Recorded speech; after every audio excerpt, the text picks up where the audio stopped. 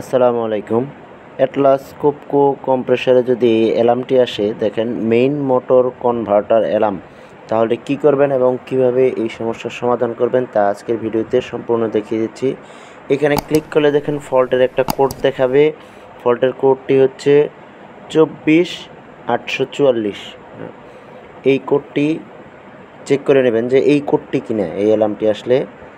এখন দেখেন main motor converter অ্যালার্মের জন্য যেই কাজটি করতে হবে, এই অ্যালার্মটি সাধারণত আছে যদি আপনার ইমার্জেন্সি সুইচে সমস্যা থাকে, মানে ইমার্জেন্সি সুইচের যে অক্সিলারি আছে এটার সমস্যা থাকলে এরকম আসে।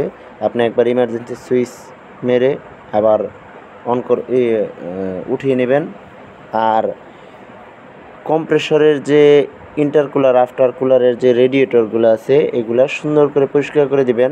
আর এই যে ইনভার্টারের যে মোটরের যে ইনভার্টার, এটা দেখেন একটা ফল্ট আসছে, যে লাল অ্যালার্ম এসে আছে, এই কার্ডটা খুলে পরিষ্কার করে দিতে পারেন এবং ইনভার্টারটাও পরিষ্কার করে দেবেন।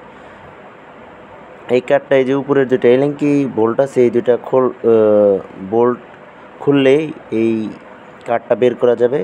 এই কার্ডটা বের করে কার্ডটা পরিষ্কার করে দিবেন ময়লা থাকলে, আর ইনভার্টারটা ভালোভাবে পরিষ্কার করে দিবেন। পরিষ্কার করে একবার পাওয়ার অন অফ করবেন, পাওয়ার অফ করে অন করলেই অ্যালার্মটা চলে যাবে। আর ইন্টারকুলার আফটার কুলারের রেডিয়েটর অবশ্যই পরিষ্কার করে দেবেন। পরিষ্কার করে দেওয়ার পরে আপনি আবার কম্প্রেসরটি চালিয়ে দেখবেন, আশা করি কম্প্রেসরটি সুন্দরভাবে রানিং হবে।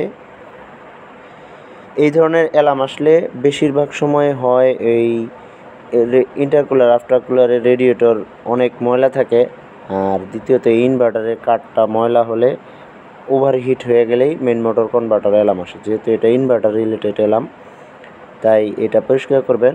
ধন্যবাদ ভিডিওটি দেখার জন্য।